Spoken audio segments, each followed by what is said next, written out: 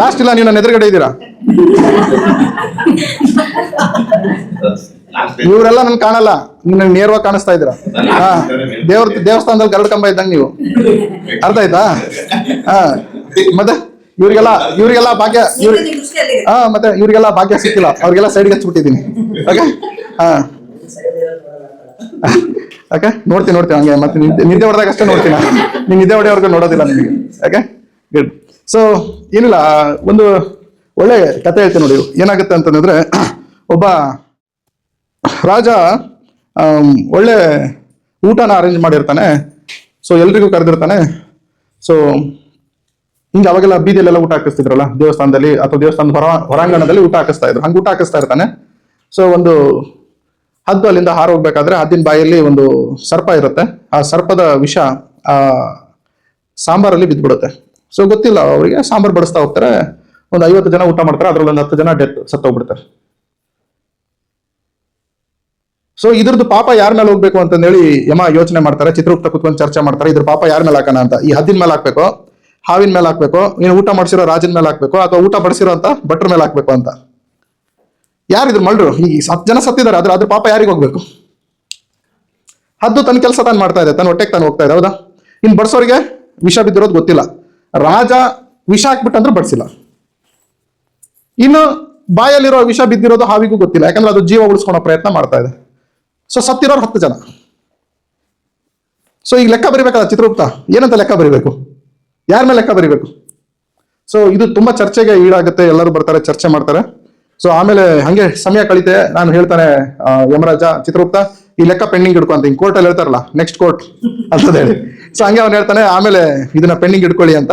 So pending ಇಟ್ಕೊಂತಾರೆ. Pending ಇಟ್ಕೊಂಡು 1 ವಾರ ಆಗಿದ್ಮೇಲೆ ನಾನು ಹೇಳ್ತೀನಿ ಅಂತ. ಅಷ್ಟೊಳಗಡೆ ಆ ಊರಲ್ಲಿ ಎಲ್ಲ ಗಲಾಟೆ ನಡೀತಾ ಇರುತ್ತೆ. ಸೊ ಏನಾಗಿರುತ್ತೆ ಅಂದ್ರೆ, ರಾಜ ಜನರಿಗೆ ಊಟ ಅಂತಂದ್ರೆ ಕರೆಸಿ ಊಟದಲ್ಲಿ ವಿಷ ಹಾಕಿ ಜನರಿಗೆ ಸಾಯಿಸ್ತಾನೆ ರಾಜ ಅನ್ನೋದು ಒಂದು ಗಲಾಟೆ ಎದ್ಬಿಟ್ಟಿರುತ್ತೆ. ಹೌದಲ್ಲ? ಕರೆಕ್ಟ್ ಅಲ್ವಾ? ಸೊ ಹಂಗೆ ಒಂದು ಹೊರ ಊರಿನ ಜನರು ಅಲ್ಲಿ ಬರ್ತಾರೆ. ಬಂದು ಒಂದು ಹೂವಿನ ಅಂಗಡಿ ಇರುತ್ತೆ, ಅಲ್ಲಿ ಒಂದು ಹೆಣ್ಮಗಳು ಹೂವು ಮಾರ್ತಾ ಇರ್ತಾರೆ. ಅಮ್ಮ ಒಂದ್ ಸ್ವಲ್ಪ ಹೂವು ಹಣ್ಣು ಕೊಡು ಅಂತ ಹೇಳಿ ಹಣ್ಣು ಹಂಪಲು ಹೂವು ಎಲ್ಲ ತಗೊಂತಾರೆ ಹೆಣ್ಮಗಳ ಹತ್ರ. ಸೊ ಅವಾಗ, ಯಾರ ಸಾಹೇಬ್ರೆ ನೀವು ಯಾರೋ ಹೊಸಬ್ರು ಕಣ್ಣಂಗೆ ಕಾಣಿಸ್ತೀರಾ ಊರಿಗೆ ಅಂತ ಕೇಳ್ತಾಳೆ. ಯಾರು? ಹೂಮಾರ ಅಜ್ಜಿ. ಅದಕ್ಕೆ, ಇಲ್ಲಮ್ಮ ನಾವು ಹೊರಗಡೆಯವರು, ಸೊ ಹಿಂಗೆ ರಾಜನ ಮೀಟ್ ಆಗ್ಬೇಕು, ಮತ್ತೆ ಮಧ್ಯಾಹ್ನ ಊಟನೂ ಇರುತ್ತಂತೆ, ಊಟ ಮಾಡ್ಕೊಂಡು ಸಾಯಂಕಾಲದ ಮೇಲೆ ನಮ್ಮ ಊರಿಗೆ ನಾವು ಹೊರಡ್ತೀವಿ, ಮತ್ತೆ ರಾತ್ರಿಗೆ ಮೀಟ್ ಆಗ್ಬೇಕಂದ್ರೆ ಹಂಗೆ ಮೀಟ್ ಆಗುತ್ತಾ, ಹೂವು ಹಣ್ಣು ಕೊಟ್ಟು ಮೀಟ್ ಆಗ್ಬೇಕಲ್ಲ, ಪರಿಚಯ ಮಾಡ್ಕೋಬೇಕಲ್ಲ ಅಂತ ಹೇಳ್ತಾರೆ. ಕರೆಕ್ಟ್ ಅಲ್ಲ? ಸೊ ಹಿಂಗೆ ಹೇಳ್ಬಿಟ್ಟು ಹೋಗ್ತಾನೆ. ಆ ಹೆಣ್ಮಗಳು ಹೇಳ್ತಾರೆ, ಸರ್ ಸ್ವಲ್ಪ ಹುಷಾರಾಗಿರ್ರಿ ನೀವು, ಯಾಕಂದ್ರೆ ಹಿಂಗೆ ಊಟ ಅಂತಂದೇಳಿ ರಾಜ ಕರೆದ್ಬಿಟ್ಟು ಊಟ ಹಾಕಿಸ್ಬಿಟ್ಟು ಏನ್ ಮಾಡ್ತಾನೆ, ಊಟದಲ್ಲಿ ವಿಷ ಹಾಕ್ತಾನೆ, ಬಿ ಕೇರ್ಫುಲ್ ಅಂತ ಅಜ್ಜಿ ಹೇಳ್ಬಿಡ್ತಾರೆ.